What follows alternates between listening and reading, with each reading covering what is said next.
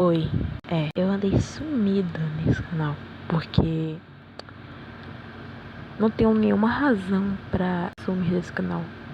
Eu não tenho desculpa, pra ser mais exato. Mano, são 2 horas da manhã, eu tô fazendo vídeo. Olha pra que ponto eu cheguei, cara. A que ponto eu cheguei pra fazer vídeo no meu canal secundário. No meu canal secundário, cara, super produtivo. Já é dia seguinte e eu voltei mais uma vez.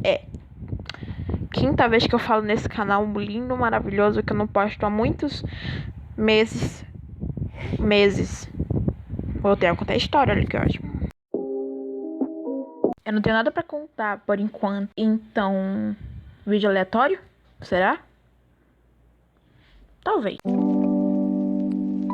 Hoje eu vim contar o dia que... Que?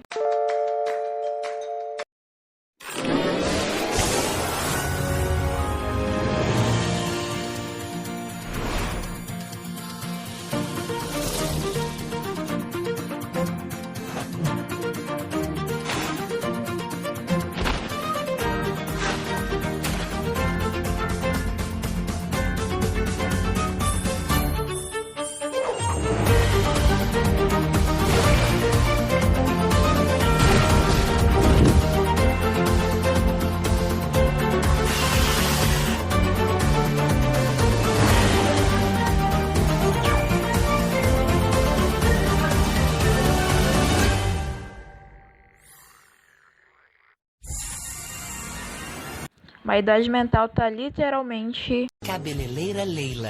Usei um meme de 2020. Alguém me ajuda?